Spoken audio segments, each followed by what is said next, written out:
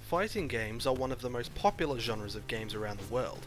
They can be a great way to settle scores between friends and rivals alike, but single-player fighting games are typically less desired than ones that allow multiple players to duke it out. Today, I hope to share with you a solo fighting game that is addicting as any other brawler. My name is Matt, aka That Perth Gamer, and here is my review for the game Punch Club.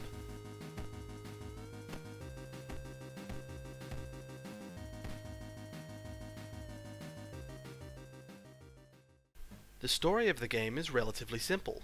You are a fighter who witnessed your father's death as a young boy, and now that you're all grown up, you want to become a great fighter just like him, as well as find out what really happened to him. As you meet new characters, you start to have branching storylines that by the end of the game can make for vastly different outcomes based on the choices you made throughout your playthrough. One of the quirks of Punch Club are these choices, which make different playthroughs allow for many new and interesting results.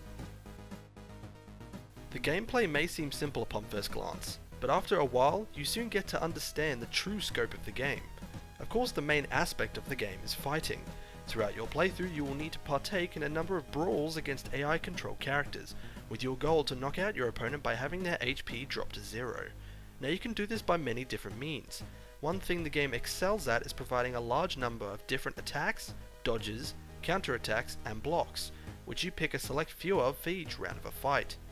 The multitude of different playstyles makes each new fight exciting, allowing you to mix things up and try out new attacks on different opponents.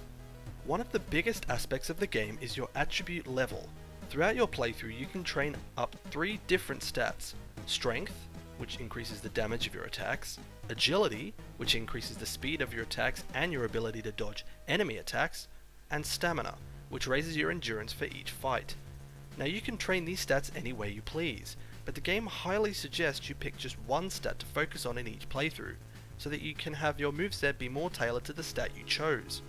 This makes you decide on a way of fighting early on in the game, so that you aren't overloaded with a bunch of different abilities that only help you a little, as opposed to having a neat set of abilities that help you a lot. Now once you decide on what stat you're going to focus on, you need to get to working out to train up said stats. There are 2 main ways to do this. You can either train in the gym, costing you $10 each time you visit, or you can train at home, which you'll need to buy the equipment for, which costs a lot initially, but saves money in the long term. Since this is also a simulator game, you also need to handle other things, such as a job, to earn money for food in the gym, your own health, food, happiness, and energy levels, among other things. This can sometimes be quite the overload of information for players, and make the experience confusing and frustrating. However, once you get the basics down, you should be able to handle everything with relative ease. The art style for the game is a retro-looking arcade, made in order to instill nostalgia in the players. You can toggle whether or not to have true arcade graphics on or not, but it doesn't change too much. The music for the game is quite catchy, and the fight music gets you excited and pumped for your throwdowns.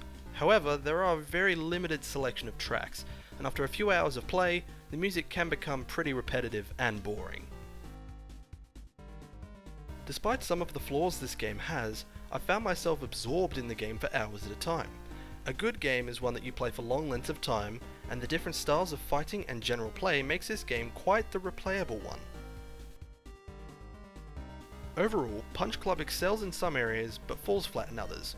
The different fighting techniques and retro-looking style make the game an addictive brawler, but the repetitive music and overload of information can push players away. But in spite of all that, I had fun playing it, and if you're looking for a new single-player fighting experience, this is a good place to start.